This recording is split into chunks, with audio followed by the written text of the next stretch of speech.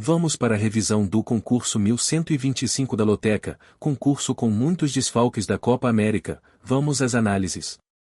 Jogo 1. Pelo que Dorival falou, a equipe que entra em campo dessa vez será muito parecida com a formação titular, que jogou contra Inglaterra e Espanha, ou algo muito próximo a isso. Contudo, continua sendo apenas um amistoso, além das equipes terem uma motivação a mais enfrentando a 5 vezes campeã mundial. Além disso, os americanos têm o apoio do seu torcedor. Por se tratar de um amistoso, sempre cabe proteções de olho em melhores prêmios. Vimos o que aconteceu entre França e Canadá. Todavia, aqui não me sobrou duplos, então vou de favoritão coluna 2 seco.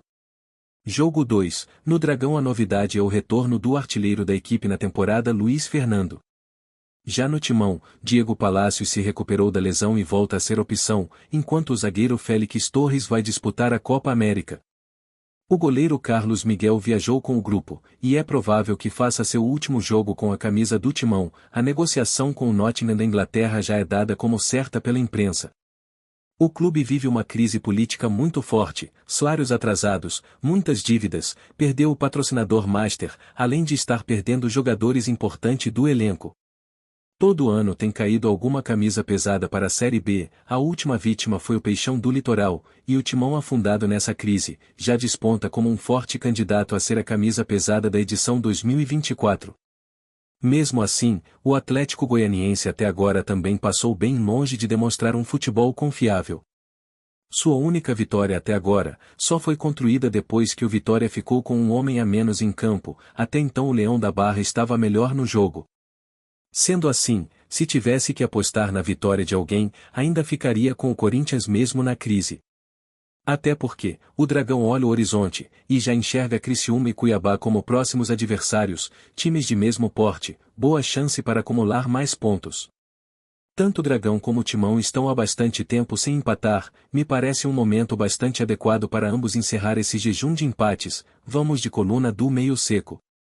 Jogo 3, no Juventude João Lucas está suspenso e é desfalque certo, enquanto que Zé Marcos, que saiu no último jogo lesionado, segue como dúvida.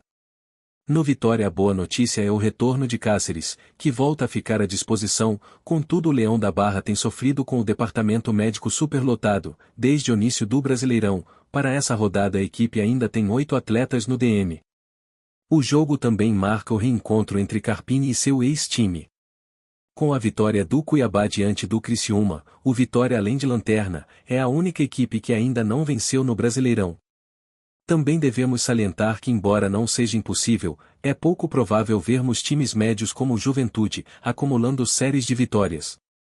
Sendo assim, aqui vamos inventar moda. Como Carpini conhece a equipe jaconeira como a palma das mãos, vamos apostar que o Leão apronta em Caxias do Sul, assim como o Cuiabá aprontou em Santa Catarina. O seco fica na coluna 2 da zebra, com uma proteção no empate respeitando o mando de campo. Jogo 4, Mirassol e Goiás são os únicos que continuam com 100% de aproveitamento como mandantes. Com a vitória, o Leão Paulista pula para o G4, enquanto que o Esmeraldino quer voltar para a liderança da competição. No último jogo fora de casa, o Goiás jogou muito mal, e foi amplamente dominado pelo Avaí. 2-0 ficou até pouco, não viu a cor da bola. Dessa vez se espera um time mais ligado em campo, para tentar voltar para Goiânia com pelo menos um ponto na bagagem.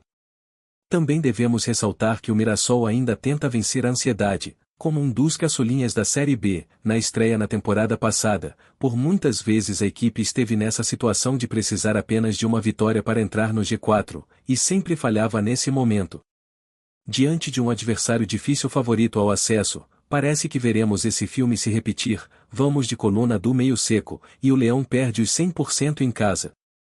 Jogo 5, no Botafogo, Savarino vai disputar a Copa América, enquanto Jefinho segue lesionado. No Fluminense, Arias está com a seleção colombiana, enquanto Felipe Melo deve ser poupado.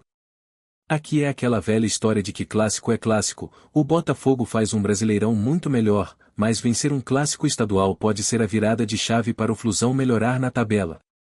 Caso o tricolor pó de arroz não vença, no dia 26 deste mês completará 2 anos de jejum nesse clássico. Por ironia do destino, o próprio Botafogo acabou de quebrar um longo tabu, de nunca vencer em Itaquera. Sendo assim, o Seco fica na coluna 2, o Flusão respira na classificação e quebra esse jejum de 5 jogos contra a Estrela Solitária, mas com uma proteção na coluna 1, pelo que o sistema defensivo do Fluminense tem apresentado até agora, mais vazada que a camisa de Lázaro quando foi capturado na mata.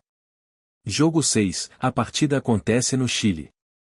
A seleção chilena optou em fazer apenas esse amistoso antes da Copa América, contudo, devemos destacar que ambas as seleções estão com gerações bem fracas. Se as eliminatórias para a Copa terminassem hoje, eles estariam empatados com apenas 5 pontos, o Chile estaria eliminado, e o Paraguai nos critérios de desempate fica com a vaga para a repescagem. Ou seja, mesmo jogando em casa, não dá para colocar a mão no fogo pelo Chile. Por sinal, eles se enfrentaram no Chile em novembro do ano passado pelas eliminatórias e ficaram no 0-0. Sendo assim, o Seco até pode ficar na coluna 1 do mandante, mas sem abrir mão do empate, devido ao equilíbrio do confronto. Jogo 7, no Bragantino Hurtado foi para a Copa América, e o atacante Vitinho está suspenso, por outro lado Eduardo Sacha volta a ficar à disposição. Já o Galo tem o total de 8 desfalques, além dos convocados para a Copa América, Alan Franco, Arana e Vargas, outro desfalque de peso é Hulk lesionado. Mesmo desmantelado, devemos lembrar que desde que a Red Bull assumiu o controle do Bragantino, o Massa Bruta nunca mais venceu o Galo, em 8 duelos foram 5 empates e 3 vitórias do Atlético. Confesso que aqui só um triplo me deixaria tranquilo. Além de estar vindo de uma vitória fora de casa, o que dá bastante tranquilidade, o Bragantino sabe que caso tropece nessa partida, na próxima rodada joga novamente em casa diante do Juventude, adversário muito mais acessível para buscar mais 3 pontos. Se o Galo é uma pedra no sapato da Red Bull, os papéis se invertem com o próximo adversário Palmeiras, que é uma pedra no sapato do Galo. Por isso garantir 3 pontos surpresa no Nabizão não seria nada mal. Os muitos desfalques do Galo nos fazem proteger a coluna 1, mas a freguesia nos pedem para ter prudência e cobrir pelo menos o empate. Aqui seremos um pouco mais ousados, e a proteção fica na coluna 2, já que o Galo é pai da Red Bull. Jogo 8, o amistoso acontece nos Estados Unidos, sendo assim ninguém tem o mando de campo ao seu favor. Como a gente esperava, o Equador teve uma derrota bastante decente, para a atual campeã mundial Argentina, apenas 1-0. Diante de um adversário mais fraco, seria a hora de aproveitar para voltar a sentir o doce sabor da vitória. Contudo, também é verdade que os técnicos das seleções têm aproveitado esses amistosos para fazer muitos testes, colocando times com pouco entrosamento em campo, e abrindo possibilidade de derrotar as apostas dos lotequeiros. Contudo, não me sobrou duplos para inventar moda aqui, então vamos de favorito coluna 1 Seco. Jogo 9, outro confronto perigoso, o Cuiabaer de Minuque vem confiante após a goleada diante do Criciúma, agora o Dourado acumula 2 jogos de invencibilidade na competição. Já o Cruzeiro teve sua longa série de vitórias quebrada pelo São Paulo, seria normal uma supercompensação, com a equipe ficando 2 ou 3 jogos sem vencer.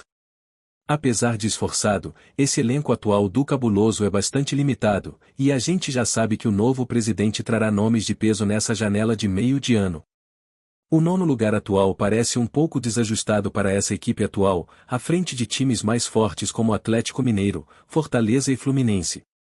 Parece pouco provável que esse elenco atual entregue a Raposa no G4 ou próximo dele, para o elenco vitaminado que começará a jogar em julho. Por isso, como não dá para cercar tudo, não me sobrou duplo para proteger a coluna 1 do favorito, vamos de coluna do meio Seco e ambos ficam estacionados na tabela. Jogo 10, o Atlético perdeu Bento e Canóbio para a Copa América, todavia, Esquivel e Fernandinho cumpriram suspensão e reforçam a equipe. Já o Criciúma tem uma caralhada de desfalques, a dupla de Filipes Mateus e Viseu seguem lesionados, Wilker Angel está com a seleção venezuelana, Rodrigo e Trauco estão suspensos, sendo assim, o Tigre joga com o sistema defensivo praticamente que reserva por completo. Além de ser um fato raro, as 2 derrotas em sequência na Arena da Baixada custaram caro ao Atlético. A equipe deixou escapar uma classificação que já parecia certa, e agora será obrigado a se desgastar na repescagem contra o Cerro Porteño. Somando 3 derrotas seguidas, o Furacão vive seu pior momento na era Cuca, o que faz um jogo que seria um seco sem cuspe, deixar uma pontinha de desconfiança na cabeça do apostador. Canóbio tem sido fundamental no setor ofensivo do Furacão, mas como não dá para cercar tudo, aproveitando os desfalques da equipe carvoeira, o Furacão faz as pazes com a torcida, coluna 1 seco. Jogo 11, no Grêmio Sueldo e Vilhazante foram para a Copa América, e Diego Costa lesionado é dúvida. O Flamengo perdeu uma caralhada de atletas para a Copa América, são 5 no total: Vinha, Arrascaeta, De La Cruz, Varela e Pulgar. Tantos desfalques fazem os apostadores queimarem duplos e triplos, de olhos em melhores premiações, caso o Grêmio apronte.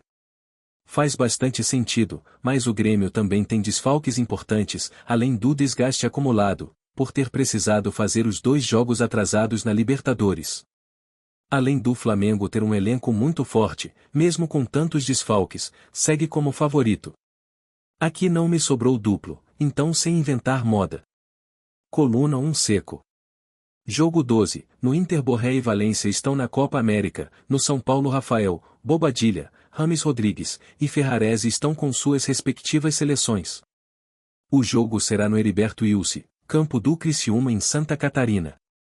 Apesar de ter sofrido para conseguir uma vaga na repescagem da Sul-Americana, o Inter faz uma boa campanha no Brasileirão, mesmo com 2 jogos a menos, ainda está na parte de cima da tabela. Caso não perca, Zubeldia se iguala ao início de Dorival Júnior no ano passado, com 11 jogos sem saber o que é perder. Esse é um jogo bem complicado de pegar seco, mas acredito que o São Paulo aproveita pelo jogo não ser no Beira-Rio e acumula mais 1 ponto, e Zubeldia iguala a marca de Dorival, aqui é coluna do meio seco. Jogo 13, depois de jogar no estádio Carlos Zanetti e derrotar o Brusque, a Onça Pintada volta a mandar seu jogo na Arena Amazônia, novamente contra um adversário catarinense.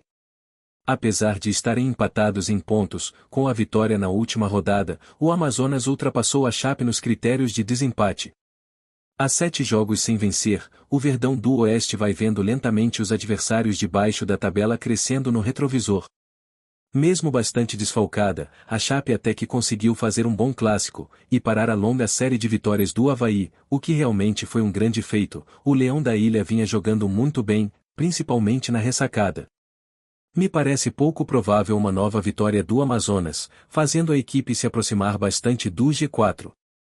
A Chapecoense não vai ficar sem vencer para sempre, e um adversário estreante em Série B é sempre uma boa oportunidade de aprontar no contragolpe, estilo Cuiabair. Por isso o Seco fica na surpresa da coluna 2, com uma proteção na sempre muito provável coluna do meio. Jogo 14, o Bahia não conta com Santiago Arias na seleção colombiana, enquanto que no Fortaleza Kevin Andrade se juntou à seleção venezuelana. Esse era para ser o jogo do tira-teima da final da Copa do Nordeste, isso se o Bahia tivesse confirmado seu favoritismo na semifinal diante do CRB. Além do desgaste de ter jogado as finais da Copa do Nordeste, veremos se a equipe vai conseguir virar a chave imediatamente, e conseguir fazer um jogo intenso, contra o tricolor da Boa Terra. Acredito que o Bahia vem com tudo para carimbar a faixa do campeão do Nordeste, se por um lado a equipe decepcionou no estadual e regional, no nacional segue fazendo muito bonito, vamos de coluna 1 seco. Voltamos no concurso 1126, até lá pessoal.